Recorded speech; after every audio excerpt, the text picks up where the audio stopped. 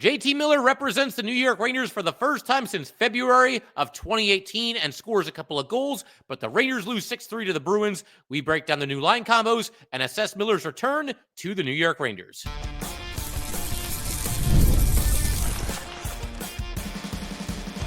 You're Locked on the New York Rangers, your daily podcast on the New York Rangers. Part of the Locked On Podcast Network, your team every day. Welcome back, Blueshirts fans, to episode number 1239 of the Locked On New York Rangers podcast. I'm your host, John Chick. Just want to thank you guys, as always, for making Locked On New York Rangers your first listen every day. We are free and available on all platforms, including YouTube. And today's episode of Locked On New York Rangers is brought to you by FanDuel. New customers can bet just $5, and if you win, you will score $200 in bonus bets. Download the app or head to FanDuel.com to get started. And we are, of course, part of the Locked On Podcast Network, your team every day. So JT Miller makes his return to the Rangers. Obviously, they pull off the, I would say, a blockbuster deal. You know, anytime you get a player of Miller's caliber being traded from one team to another, whether the Rangers are involved or not, I think that falls under the category of a blockbuster trade. And of course, Philip Hedl and Victor Mancini going the other way, along with a protected first-round pick. And we'll continue to talk about that trade. We'll have some final thoughts on the deal at the end of today's episode. But for right now, I'm going to go ahead and turn our attention to the game against the Bruins and specifically JT Miller's performance in his first game back as a member of the New York Rangers. He's out there playing hockey for the Blueshirts less than 24 hours after the trade was announced. I said during this game, and I stand by this, that if JT Miller ended up scoring a hat trick, that we were all going to need straitjackets. Now, I tweeted this out after his second goal because at that point in the game, it was the beginning of the third period. Rangers were down 4-1. Miller had obviously scored the first goal. He scores again in the first minute of the third period. So you're sort of kind of back in it, but with the way that the Rangers played, you're not really thinking that a comeback win is in the cards. I guess you never give up, but then again, this team has not exactly had a bunch of exciting rallies that have produced wins this season. Certainly not anywhere near as many as last year. I mean, last year, that was a staple of this team. But I really think we all would have needed straitjackets. Like, that would have been the moment, the instance of Ranger hockey that finally just sent a lot of us right over the edge. The fact that he comes back and gets 2 goals and the Rangers still lose by 3, that's bad enough.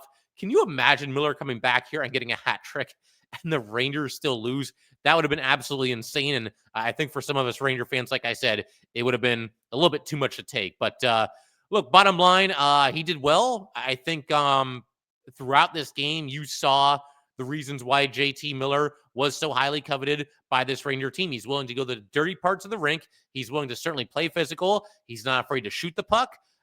He obviously has a scoring touch that he showed in this game as well. We saw him mix it up at least once. I believe it was in front of the Bruins net.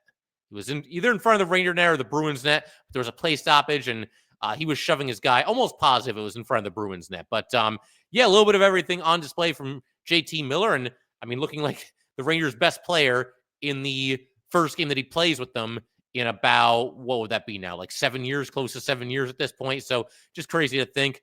The other kind of noteworthy pregame bit of news is that JT Miller would wear number 8 for the Rangers this time around. He was number 10 the last time, but obviously that's taken by Artemi Panarin. So JT Miller wears number 8. But one of the first questions that I think needed to be answered, and I think a question that a lot of us certainly had interest in, was which line would JT Miller start his Ranger second run with the Rangers on? And it ends up being the top line, and he's at center. But nobody could have predicted this because we're all trying to figure out what the Ranger line combinations are going to be and who should Miller be with. Do they want him at center? Do they want him at wing? You know, what's it going to be here? They actually put Miller at top line center and they put Panarin at left wing. So far we're okay. They put Mika Zibanejad at right wing. I don't get it. Mika just has not played well. He had a disaster game the last time out. And it just feels like this team is willing to do anything, to just twist itself into a pretzel to make sure that Mika Zibanejad stays in the top 6. Why? What has he done to deserve that? I thought that the stage was set for the Rangers to send Mika Zibanejad finally out of the top 6, because Trocheck would still be in the top 6, and certainly I think you would start JT Miller there his first game back with the Rangers. So there's your 2 centers, and go get it. And you put Mika on the third line with Kreider. You hope they can rediscover some kind of chemistry, some kind of productive play. The Rangers don't do that, though. They actually put Mika Zibanejad at wing for possibly the first time as a member of the New York Rangers. I mean, maybe there was 1 or 2 other times in all the years that he's been here, but I really don't remember it. I mean, if it did happen, it certainly wasn't any time recently.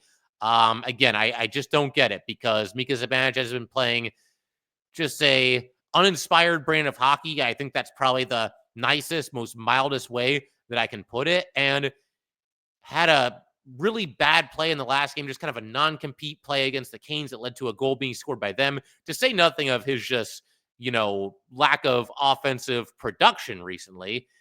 And Mika Zibanejad, after the Rangers replaced their number 3 center, Filipino, with a guy, JT Miller, that will play in the top 6, and it's perfectly set up for Mika to finally drop out of the top 6, the Rangers technically give him a promotion. I mean, they put him out there, they move him from the second line to the first line, and they put him out there with the 2 players on the Rangers that have produced more points than any other player on this Ranger roster over the last handful of seasons. Obviously, Miller did it with a different team, but the point remains the same. Those are the 2 most dangerous offensive players, the guys that have produced the most points, and Mika Zibanejad is rewarded by playing with the 2 of them. I just do not understand that for the life of me.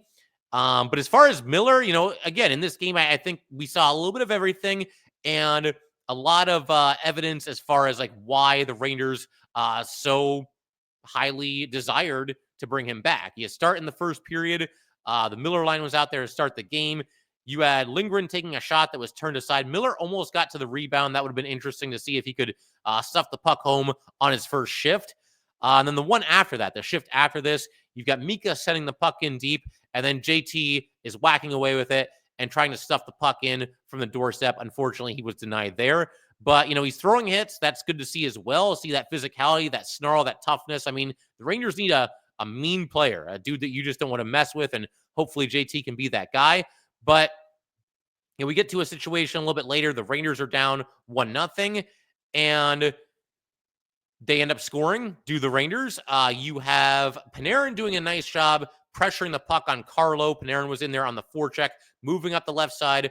Carlo, I don't know if he panicked or what happened, but he tried to make a pass. Panarin was all over him. The puck goes straight to JT Miller in the center of the ice, right in the slot there, and Miller basically just winds back, bangs it home with a slap shot, and ties the score at 1-1. So that was the first of his 2 goals. And then in the third period, we alluded to this one just a second ago, I believe. The Rangers are on the power play, and they go with the unit that we've been seeing, but they take Trocheck off in this instance. Early in the game, Kreider was the odd man out as far as the top power play unit is concerned. By this point, it was Trocheck, and you've got a situation here where a shot is deflected by JT Miller into the net. Nice redirection there. Makes it 4-2, less than a minute into the third period. Naturally, the Rangers give that goal right back. I think less than a minute after they cut it down to a 2-goal deficit. The Bruins score again. Now it's a 3-goal deficit, and some things just never change, I suppose. But it was interesting to see how they handled the power play. I was not so sure the Rangers would put JT Miller on the first unit. Now, I certainly wanted them to do that. When you look at how this power play unit has done this year and the way that certain players have performed on that top unit, but I figured, they could go with their excuse of, well, he just got here and we got to get him acclimated and blah, blah, blah, blah, blah. But the bottom line, JT Miller needed to be out there on the top power play unit. And again, interesting to see that they took Kreider off of the top unit at the start of the game. And then the last couple of power plays, it was Trocheck who was the odd man out. It should be Mika. I can live with Kreider. Mika should be the odd man out on that power play, just based on, again, the brand of hockey that he's been playing recently and the just complete lack of offensive production that we've seen from Mika this season. That one-timer is really just kind of, fallen him, or however you want to phrase it. But that's what they did. If nothing else, I'm at least happy that they had the guts to just throw JT Miller out there on the top power play unit, No sticking your toe in the water. No like, oh, let's just get him acclimated. No, they just threw him right out there, and that's certainly good to see. So yeah, that's kind of how it went for JT Miller in his return. Again, you got a little bit of everything. I think your Ranger fans that weren't so sure about this, I'm sure that this game probably didn't do anything to change those beliefs. It's just one game, but hopefully you saw a little bit of what makes JT Miller such a strong, talented, all-around player. That's what he is, and now he's back with the New York Rangers, as we all know. Final stat line on this game for JT Miller. He ends up with 2 goals, of course. -1, a team high 6 shots on goal, 1 block shot, 3 hits, just 4 and 7 on the faceoff circle. That's an area where he usually excels, so I would imagine he'll be better than that going forward. 18 minutes, 48 seconds of ice time. The only Ranger forwards with more time on the ice were Lafraniere at 19:09, Panarin at 20:26, Trocheck at 22:04. I mean, Trocheck always leads this team, at least among the forwards, as far as time on the ice is concerned. And of course, Mika Zibanejad at 20:10, because if anybody deserves more ice time, it is obviously Mika Zibanejad. Notably, Chris Kreider had only 15 minutes, 1 second of ice time. So his time on the ice was noticeably down. And, again, Miller got a bunch of time on the power play, 4:23 to be exact. A couple other guys were right in that ballpark. Panarin and Mika both had 4:25. Fox had 4:24. So Miller, again, slotting in there and getting a big role on this team right out of the starting blocks. And that's how it should be. That's absolutely how it should be. No penalty kill time for Miller. Curious to see if the Rangers use him in that role going forward, because he certainly can do it.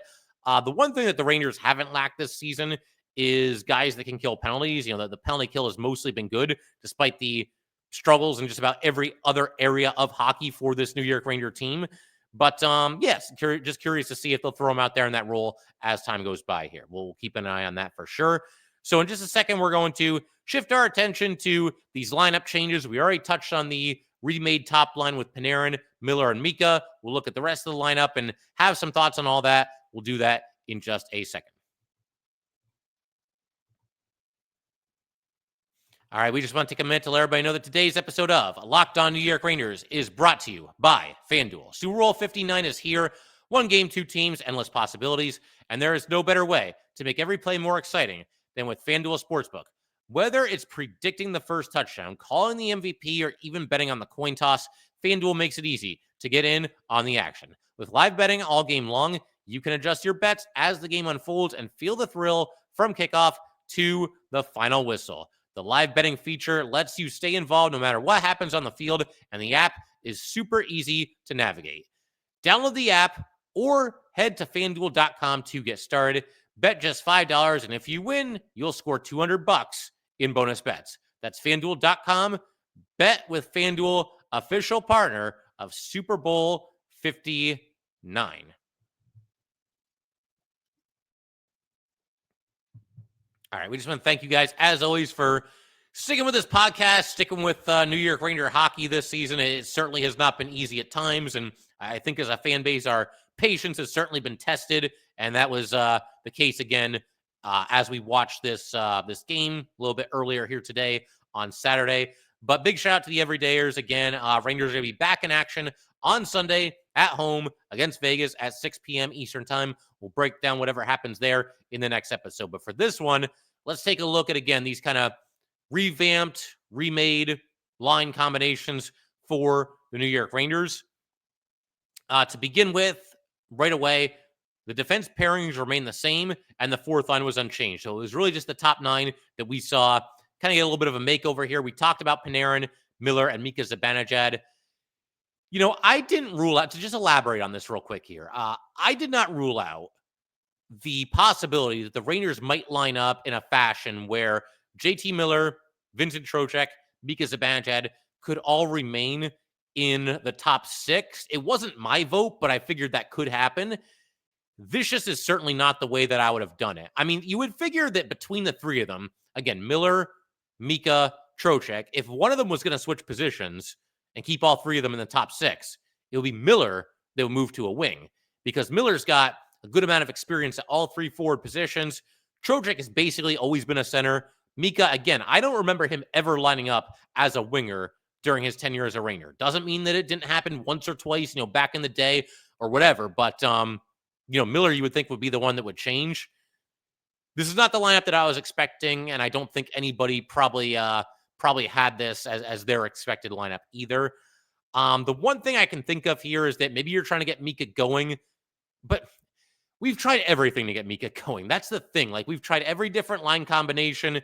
The Rangers' initial struggles this season started when they put their lines in a blender, basically to just try to snap Mika out of his coma. Now, I'm not saying that that's the only thing that caused the Rangers season to go south, but things were mostly good. I mean, there were things you could nitpick early in the year, but the Rangers were off to a good start. I think they were like 12-4-1 to start the season. And all of a sudden, we got to change the line combinations just to try to get Mika going. And that's when things, again, kind of took a turn for the worse. And now, again, here we are, even after the big JT Miller trade, and we're bending over backwards, tying ourselves into a pretzel to try to get Mika Zibanejad going, to try to return him to some form of relevancy other than just, wow, this guy is not playing very well.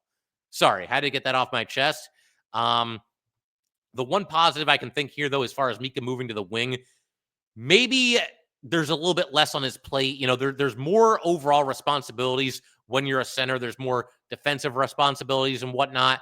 I think maybe you get Mika to the wing. You can try to, I was going to say take advantage of his one-timer, but the one-timer doesn't work. Like, it hasn't really been working. I don't know. Miller, the way he's willing to stick his nose in there and just battle and go to work every single game, he seems like more of a center than Mika Zibanejad. So maybe that's the thought process here. Maybe the idea is just try something different with Mika. You switch his position. Maybe he's a little bit more on his toes just because of that.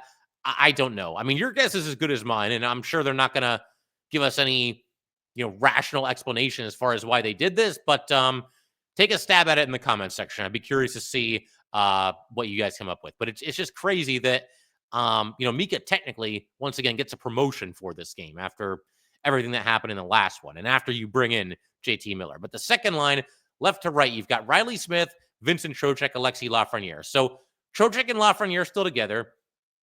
Riley Smith playing the left wing, I think for the first time as a Ranger. They've had him almost exclusively on the right wing. Again, maybe there was like one game along the way where this was the case, but I don't remember it, at least not off the top of my head here. Something else that I've kind of been thinking about recently too, and this is a good time to bring it up, with Lafraniere, he's obviously been scuffling. He signs the big contract extension, and now he's under fire from Ranger fans because the optics of it are frankly terrible. For a while there, I figured, well, he just cooled off for a little while, and it's just kind of a coincidence that it happened right after he signed the contract extension. This has gone on and on and on. And you might get, a nice play from Lafraniere here or there. You might get a decent game from him every once in a while, but for the most part, he is largely disappointed ever since signing, that big money contract extension. So my idea with Lafraniere is to maybe put him back on the left wing. Just try it. That is his natural position. It's easy to forget that because, that line last season, Panarin, Trocheck, Lafraniere, they were phenomenal. One of the best lines in the NHL. And they obviously did that with Lafraniere on the right wing. So you kind of just forget that Lafraniere was a left winger, and you kind of just look at him much more as a right winger now. But I don't know. Again, it kind of just falls under the category of just try something a little bit different. And they clearly did try different things here today. But you've got Smith, who's naturally a right winger, playing on the left side. Lafraniere, who's usually a left winger, or, traditionally coming up in hockey was a left winger, now playing on the right wing. I don't know. It's not the end of the world. And I think both these guys can handle playing on this side or playing on that side. But I don't know. To me, it might have been worth a shot in the dark here to just give Lafraniere a game as the left winger and just leave Smith on the right wing like he typically is. Then you had the third line of Chris Kreider, Johnny Brodzinski, Will Cuylle. That's from left to right, of course. And now you've got Will Cuylle playing the right side instead of the left side, which I guess that's fine. I don't know. This line didn't really do much. I know Brodzinski got a goal late in this game, and good for him redirecting the Ryan Lindgren shot. Kreider was largely invisible. We did see him actually get mad on the bench and break his stick a little bit. And I think that, Ranger fans, they want more emotion. They want more fire out of this team. It's something. But I don't know, man. When you're talking about your franchise player, the guy that's been here for a decade and a half, and the best thing that you have to say about him after a game is that he got mad and broke his stick, it's probably not the best sign. And I thought this line really didn't have all that great of a game. I mean, it just felt like every time they were out there, they were pinned in their own zone and just having some issues moving the puck. So not a whole lot to say about this line. Didn't think they had a good game. I mean, not many Rangers did, other than basically JT Miller. But yeah, and the fourth line played well also. But they were obviously intact from what we've seen in recent games. Edstrom, Carrick, Rempe, those three were obviously still together. We also had Edstrom getting injured in the second period, so we saw a couple different line combinations. Obviously, the injury to Edstrom dictated that. Now you've got 11 forwards, and you got to mix and match a little bit, and that's what the Rangers did. But we might see Jimmy Vesey back in the lineup if Edstrom has to miss some time. They could always go back to Kaliev too. But Vesey had some pretty spicy quotes not too long ago as far as his lack of a role with this Ranger team and how he's kind of fallen out of favor. I think it's probably only a matter of time until Vesey gets traded. We will see. We will eventually cover that in greater detail on an episode of Locked On New York Rangers, but you guys know how crazy it's been recently, namely with the trade for JT Miller. The one other thing I want to mention as far as the lineup here, Arthur Kaliev, a healthy scratch. And my God, were people mad about this. At least just going by, the vocal portion of Ranger fandom that is on Twitter. I sent out a tweet during this game because I just couldn't believe how upset people were about this.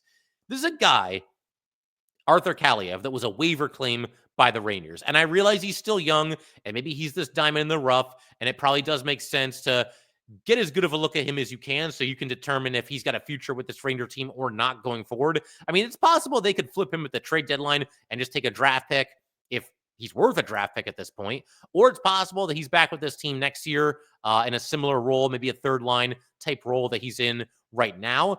But I sent out a tweet, watching everybody lose their minds about Kaliev being a healthy scratch. And I compared it to a couple of years ago. We got to go back 3 seasons, the year that the Rangers made it to the conference final and lost to the Lightning. And of course, that's the year they struck a deal with the Winnipeg Jets. They brought in Andrew Kopp as a rental for the second part of that season there, the second half of that season and the playoff run. But I can remember Ranger fans just losing their minds. Not everybody, but a surprisingly, seemingly large amount of the fan base just losing their minds over the fact that the Rangers traded Morgan Barron, who, mind you, was a 6th-round draft pick. And this season, I looked up his stats before I hit record here. I don't think I still have it open, but he's got 8 points in 52 games or something along those lines. Let me see if I can look it up real quick here because now I'm curious. I do want to get this number correct. So yeah, that's exactly what it is. 8 points in 52 games for Morgan Barron. And I'm not picking on Barron. I'm not picking on Kaliev. I'm just looking at Ranger fans and I can't understand these overreactions to players that at best are just role players. Now, Kaliev, maybe there's a little bit more upside there. And again, I do think the Rangers should do what they can to take him for a test drive this season, so to speak, certainly before the trade deadline.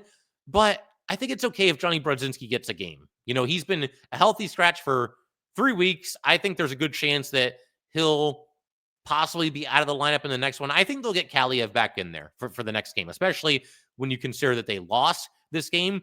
And I do understand also that part of the frustration from Ranger fans here is that Kaliev is sort of the fall guy, quote unquote.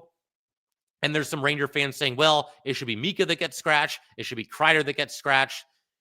I'm not going to argue against you too much here because, again, their play has just been lackluster to say the least. But the Rangers were never going to do that in this game. You got to be realistic here. They just struck this big-time blockbuster deal to bring in JT Miller, and they're going to try to, put the pedal to the metal here, put their best lineup on the rink. And as much as Mika and Kreider's play is left something to be desired this season, the Rangers' best chance of going on a run here is to try to get preferably both, but at least one of those two players going in some kind of meaningful way. It's not to go with the 23-year-old who was placed on waivers, former second-round pick, placed on waivers by the Kings. So they're pretty much admitting they made a mistake by drafting him as early as they did. And it was early second round. It was one of the first couple picks of the second round that they took Kaliev. The Kings couldn't even get a 7th-round draft pick for Kaliev. And I know this because why would they not take that? You wouldn't waive Kaliev if you couldn't at least get a late-round draft pick for him because you might as well take something. It's better than waiving him and getting nothing, right? And this is the guy that like is just breaking Ranger fans' brains right now. I don't get it. I don't get it. And again, I'm curious to see what Kaliyev can do the rest of the season. It's nothing against him, but man, did I think this was an overreaction. So in just a second, we're going to keep everything rolling. Quick aside done. We are going to take a look at some final thoughts as far as the trade for JT Miller is concerned, and we will get to that in just a second.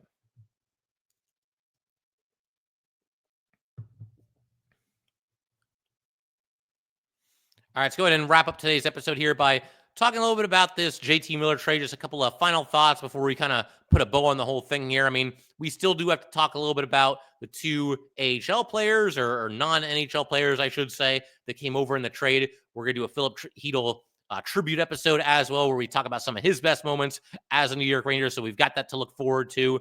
But obviously, I talked about this trade at great length in the last episode. I mean, that was the whole episode. So if you missed that one, definitely go back and take a look for my thoughts there. Quick summation here, though. I think the price was right for JT Miller. I have some nerves about this, some reservations about this, because obviously this is a guy that comes with a lot of baggage. He's had some issues with teammates, issues with coaches and whatnot.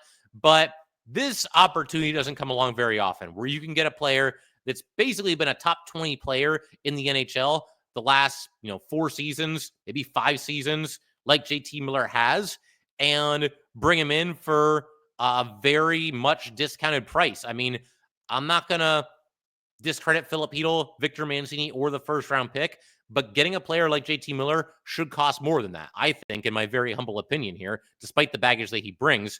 And again, he's just a very well-rounded player. He gives the Rangers a little bit of everything: scoring, toughness, physicality, position versatility, where he can play any of the different positions. He can obviously contribute in special teams as well. We saw him on the power play. We might see him in the penalty kill going forward. Strong on faceoffs, good defensive player. He really does do it all.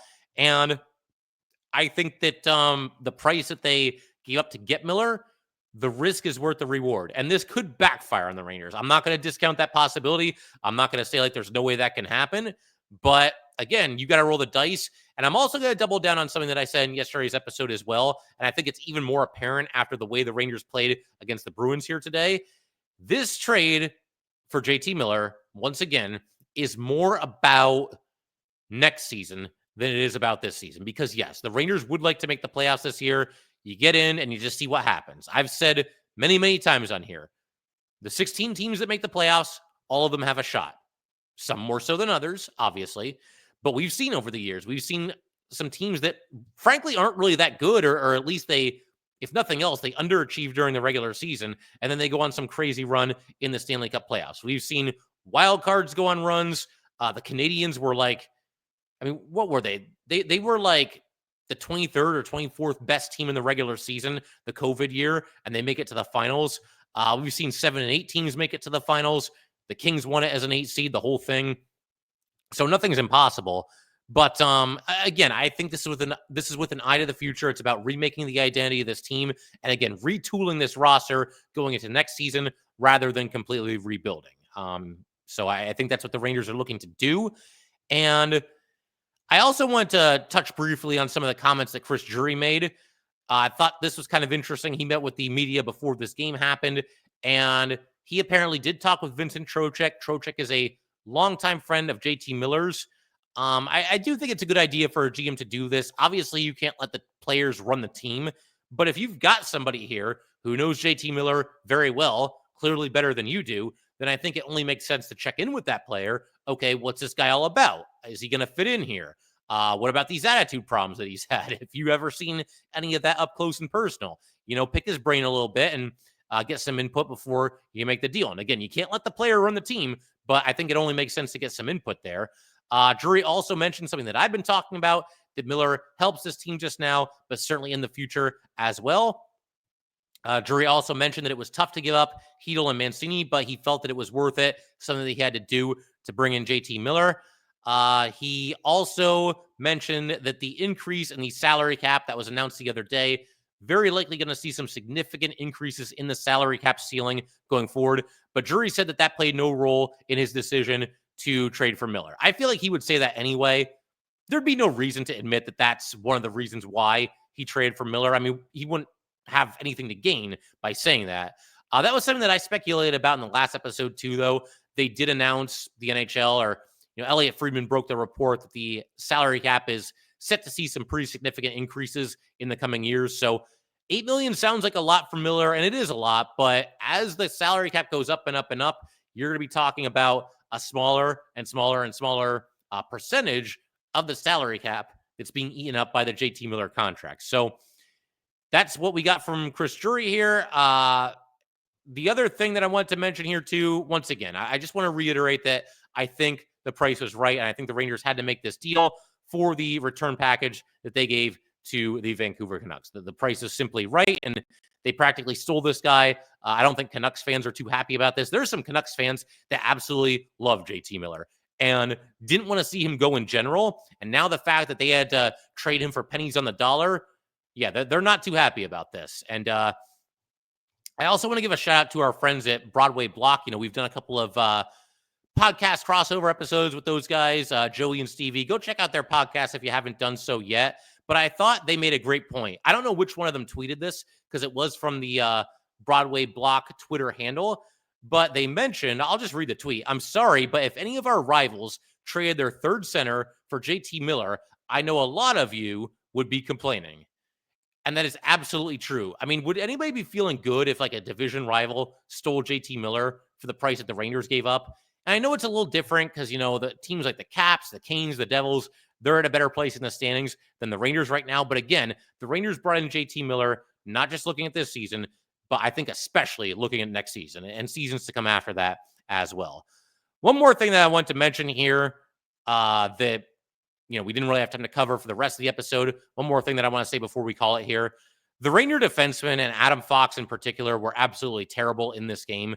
Igor wasn't very good either. But my God, I mean, Fox's effort on the Bruins' second and third goal was inexcusable. He's basically just drifting after the player that he's supposed to be covering. He's got a chance behind, especially on the second goal. He's got a chance behind the Ranger net to put a hit on the guy or at least fight for the puck a little bit. He does none of the above. And then there's a pass in front, and Pasternak, who's been white hot recently, is able to score from the slot. And other Rangers messed up on this play too. Igor didn't make the save. Edstrom didn't pick up Pasternak. Lindgren, I'm not really sure what he was doing either, but just a lack of compete on that play by Adam Fox, and just had to call them out for it. The Ranger defensemen are lucky because if we didn't have so much JT Miller stuff to talk about, we would have been burying those guys on today's episode. But we'll call it there. Once again, thank you guys, as always, for tuning in, and I will see you next time.